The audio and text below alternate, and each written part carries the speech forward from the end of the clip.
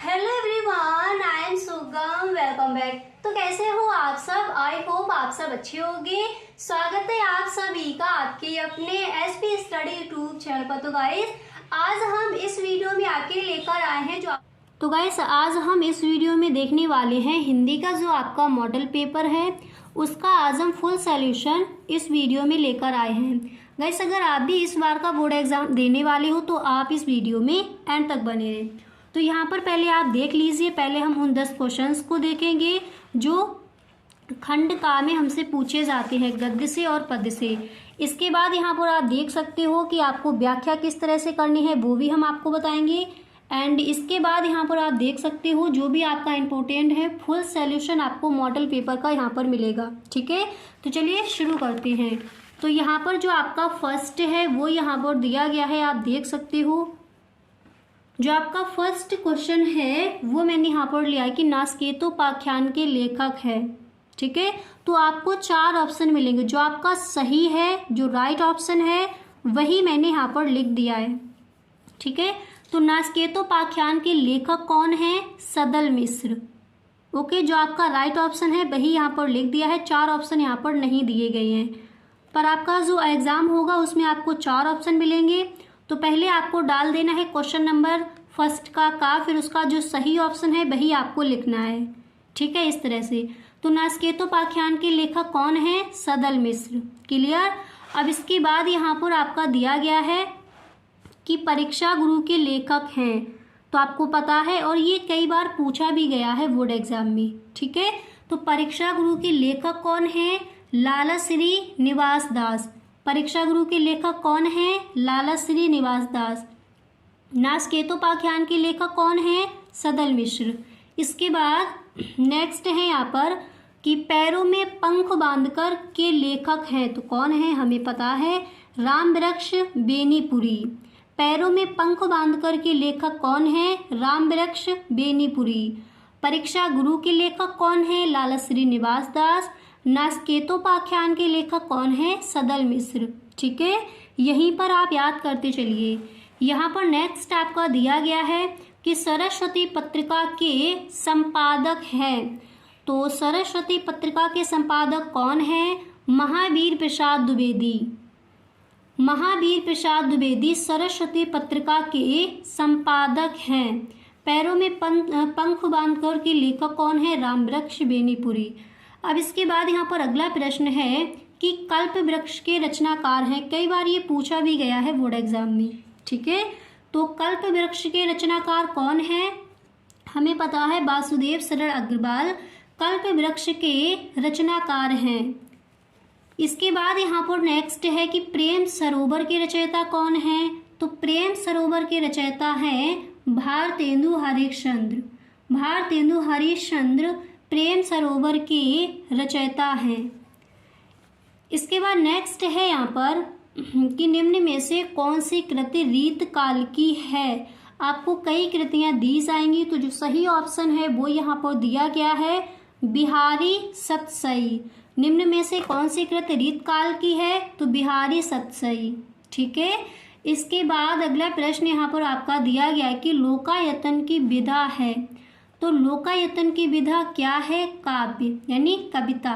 ठीक है, जो लोकायतन है उसकी विधा क्या है? आपको ऑप्शन मिलेंगे, कहानी है, नाटक है, निबंध है या फिर काव्य है। तो क्या है? काव्य। इसके बाद नेक्स्ट है कि दीपशिखा के रचनाकार हैं। कई बार ये बोर्ड एग्जाम में पूछा गया है, तो आपको ध्यान रखना है कि दीपशिखा के रचनाकार कौन है? महादेवी वर्मा। ठीक है, महादेवी वर्मा दीपशिखा की रचनाकार है या फिर रचयिता है। यहाँ पर नेक्स्ट है कि तार सप्तक के संपादक हैं, तो तार सप्तक के संपादक कौन है? सच्चिदानंद हीरानंद वात्सल अगे। ठीक है, आपको ऑप्शन मिलेंगे अगे जी हैं, दिनकर हैं या फिर जयशंकर प्रसाद हैं या फिर महादेवी वर्मा है। तो राइट ऑप्शन आपका हो जाएगा अगेजी। आपको पूरा नाम लिखकर नहीं दिया जाएगा, तो यहाँ पर आप देख सकते हो सच्चिदानंद हीरानंद वात्स्यायन अगे तार सप्तक के संपादक हैं। यहाँ तक समझ आ गया? अब एक बार दोबारा से देखते हैं।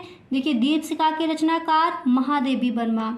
लोकायतन की विधा क्या है? काव्य है। निम्न में से कौन सी कृत रीत काल की है? तो रीत काल की कौन सी है? बिहारी सतसई। कल्प वृक्ष के रचनाकार कौन है? वासुदेव शरण अग्रवाल जी हैं।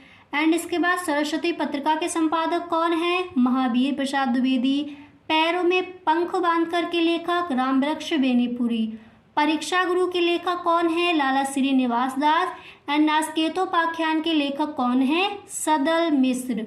ठीक है, तो आई होप यहाँ पर आपको ये क्वेश्चंस याद हो गए होंगे।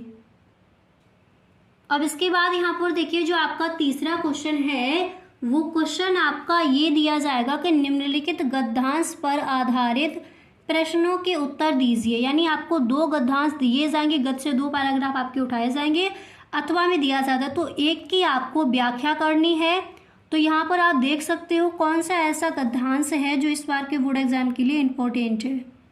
ठीक है, तो यहाँ पर देख लीजिए, ये वाला आपको अच्छे से तैयार कर लेना है कि राष्ट्र का तीसरा अंग जन की संस्कृति है। मनुष्यों ने युगों युगों में जिस सभ्यता का निर्माण किया है वही उसके जीवन की श्वास प्रवास है। बिना संस्कृत के जन की कल्पना कवन मात्र है। संस्कृत ही जन का मस्तिष्क है। संस्कृत के विकास और अभ्युदय के द्वारा ही राष्ट्र की वृद्धि संभव है। ठीक है, जो आपका रेखांकित अंश दिया जाता है तो इस तरह आपके यहाँ पर लाइन कर दी गई है। ठीक है, अब देखिए इस तरह से आपका एक गद्यांश दे दिया जाएगा, उसके बाद इस तरह से आपके क्वेश्चन आंसर किए जाएंगे। क्वेश्चन भी यहाँ पर आप देख लीजिए। फर्स्ट क्वेश्चन आपका इस तरह से आता है कि प्रस्तुत गद्यांश के पाठ और लेखक का नाम लिखें। यानी आपको संदर्भ लिखना होता है। ठीक है, अगर आपको संदर्भ नहीं आता है तो यहाँ पर आप पाठ का जो शीर्षक है, पाठ का जो नेम है वो लिख दीजिए। इसके बाद ब्लैक पेन से डाल दीजिए लेखक का नाम, और जो लेखक का नाम है वो लिख दीजिए। तो यहाँ पर फर्स्ट क्वेश्चन ये है। नेक्स्ट क्वेश्चन आपका आता है रेखांकित अंश की व्याख्या कीजिए। ठीक है, यहाँ पर आप देख लीजिए सेकंड क्वेश्चन आपका आएगा कि रेखांकित अंश की व्याख्या कीजिए। उसके बाद तीसरा क्वेश्चन है यही, फिर तीसरे क्वेश्चन जो 3 आपके दिए जाते हैं वो जो आपका गद्यांश है उससे दिए जाते हैं। ठीक है, 2 क्वेश्चन आपके यही आएंगे। तो तीसरा यहाँ पर दिया गया कि राष्ट्र के समग्र रूप में भूमि और जन के साथ साथ किसका महत्वपूर्ण स्थान है। एंड चौथा दिया जाता है कब राष्ट्र का लोभ समझना चाहिए। यानी यहाँ पर ये दिए गए हैं। अगर आपका दूसरा गद्यांश दिया जाता है तो उसी से आपके क्वेश्चन यहाँ पर ये 3 बना दिए जाते हैं। 2 क्वेश्चन आपके सेम ही रहते हैं। ठीक है, तो यहाँ पर देखिए जो आपका फर्स्ट है उसका आंसर क्या हो जाएगा, यहाँ पर आप देख लीजिए। तो जो फर्स्ट क्वेश्चन है उसका देखिए आपको संदर्भ लिखना होता है। तो संदर्भ आप किस तरह से लिखोगे वो यहाँ पर देख लीजिए। आप लिखोगे कि प्रस्तुत गद्यात्तर हमारी पाठ्य पुस्तक गद्य गरिमा में संकलित एवं भारतीय संस्कृत के अध्येता डॉक्टर वासुदेव शरण अग्रवाल द्वारा लिखित राष्ट्र का स्वरूप शीर्षक निबंध से अवतरित है।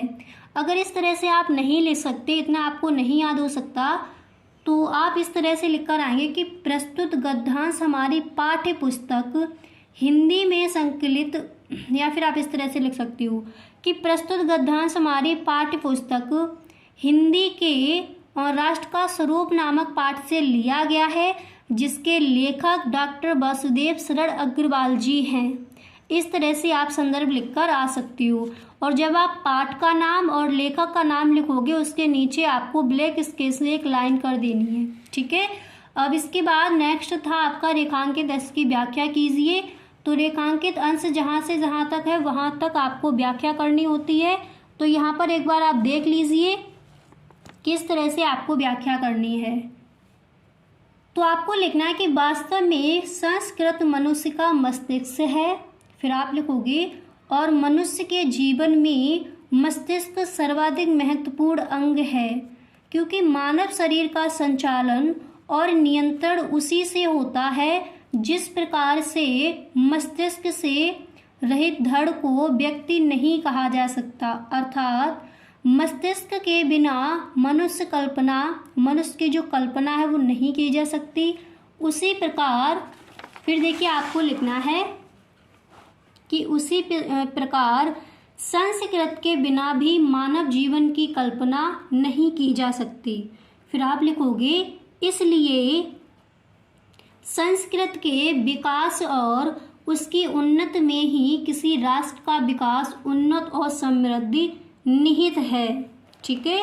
एंड इसके बाद यहाँ पर आप देख सकते हो, फिर जो आपका तीसरा क्वेश्चन है वो क्या था कि राष्ट्र के समग्र रूप में भूमि और जन के साथ साथ किसका महत्वपूर्ण स्थान है। तो राष्ट्र के समग्र रूप में भूमि और जन के साथ साथ जन की संस्कृति का महत्वपूर्ण स्थान है। नेक्स्ट क्वेश्चन था कि कब राष्ट्र का लोग समझना चाहिए। तो इसका आंसर हो जाएगा यदि भूमि और जन अपनी संस्कृति से विरहित कर दिए जाएं तो राष्ट्र का लोग समझना चाहिए। इसके बाद अगला जो क्वेश्चन है वो यहाँ पर आप देख सकते हो। तो जो आपका नेक्स्ट प्रश्न है वो आएगा कि निम्नलिखित तो पद्यांश पर आधारित प्रश्नों का उत्तर दीजिए। यानी आपको इसी तरह से एक पद्यांश दिया जाएगा, फिर आपसे बोला जाएगा कि उपर्युक्त पद्यांश के पाठ और लेखक का नाम लिखिए, रेखांकित अंश की व्याख्या कीजिए, और जो फिर आपके 3 क्वेश्चन होंगे, जो आपका पैराग्राफ दिया जाएगा उसी से रिलेटेड आपके क्वेश्चन होंगे, उससे जो आपका पद्यांश दिया जाएगा उसी से आपको ढूंढने होंगे। तो ऐसे कौन कौन से चैप्टर हैं आपके पद्य में जिनकी आपको व्याख्या अच्छे से तैयार कर लेनी है। तो फर्स्ट है पवनदूतिका, अच्छे से याद कर लीजिए, इस बार के बोर्ड एग्जाम में इस चैप्टर से आपकी व्याख्या पूछी जा सकती है। तो पवनदूतिका जिसके लेखक कौन है, अयोध्या सिंह उपाध्याय हरिऔध। एंड नेक्स्ट आप याद कर लोगे नौका विहार, जिसके लेखक, सॉरी यहाँ पर ये लेखक लिख गया है, जिसके कवि कौन है, अयोध्या सिंह उपाध्याय। नौका विहार इसके कवि कौन है, सुमित्रा नंदन पंत। ठीक है, तो ये आप याद कर लेंगे। ये जो चैप्टर है इनकी व्याख्याएं आपको अच्छे से तैयार कर लेनी है। इसके बाद यहाँ पर अगला प्रश्न पढ़िए। तो नेक्स्ट दिया गया है कि निम्नलिखित में से किसी एक लेखक का। तो गाइस कैसा लगा वीडियो? अगर सच में आपको वीडियो पसंद आया है तो please tell me in the comment box. Okay, thank you so much.